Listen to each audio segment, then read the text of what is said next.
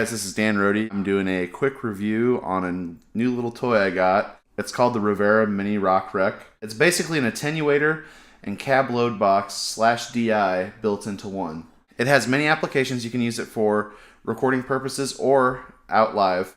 It allows for multiple setups. The reason I bought this unit was to record in my apartment without disturbing my neighbors. And it definitely does the trick.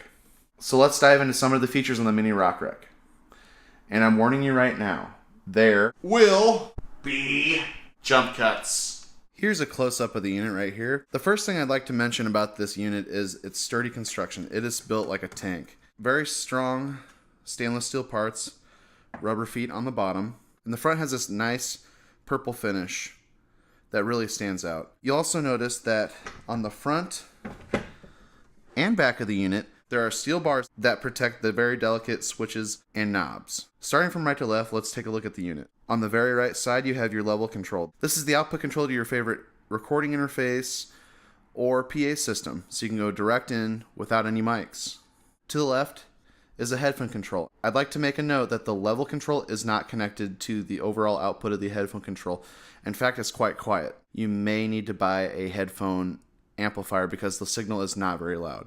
Next to the headphone jack is a switch that turns your XLR out on and off. If you flip this switch up, the only output you will hear is through this headphone jack. Flipping this switch down will turn the level control on and the XLR out on, which is located on the back of the unit right there. Next to the XLR on switch is the phase control.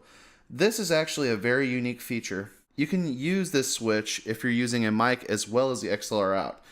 Sometimes two different signals are out of phase with each other and cancel out. If you're using a mic and the DI on this unit and you're noticing some sound issues, try flipping this switch 180 degrees out of phase. This will match up your wavelengths in your DAW or on the soundboard so it has a more full sound. Next up is the voicing control, which is connected to this switch right here. The voicing is your cab sim.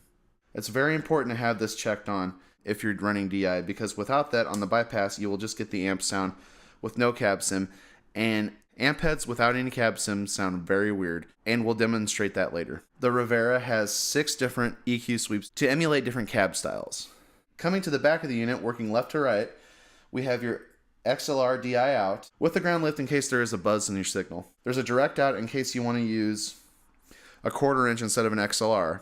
There's also a line out with no EQ at all, so you can run a dry signal to your recording console. Here's the cab sim switch right here. You can either switch it up to make it a digital load box so you don't have to use a cab, or you can switch this down to use this unit in conjunction with a cabinet and have a speaker out to your cab. Last but not least, we have a ohm load impedance, so you can switch to whatever ohm your head is. I have mine on a 16 ohm because that's where my head runs. Okay, it looks pretty cool, but how does it sound? Just to give you a feel on what the bypass sound sounds like, I'm going to turn the cab sim off. So here's just the amp head with no EQ sweep, no cab sim.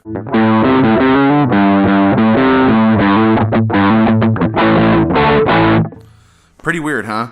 Okay, now let's turn this cab sim on. We're going to start on voicing A. Here we go.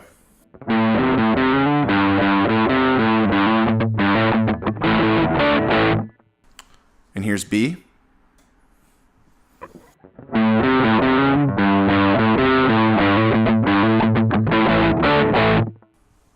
C.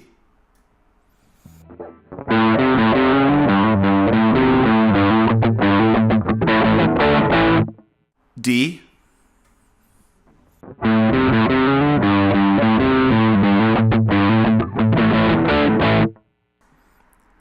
E.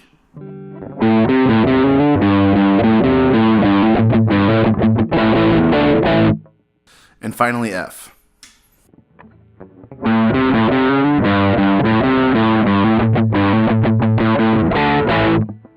Now let's try the clean channel.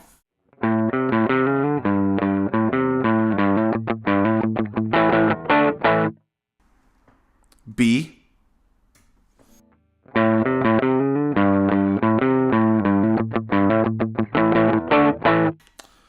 C.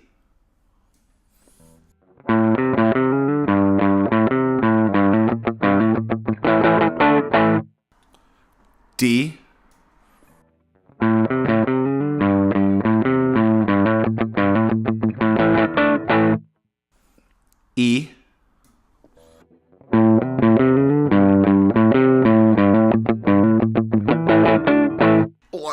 messed that one up.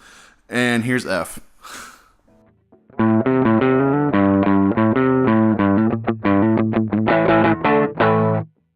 That pretty much wraps up our review on the Rivera Mini RockRec. I'm going to leave you with a clip of my buddy Tyler Landis trying this unit out live. See you next time.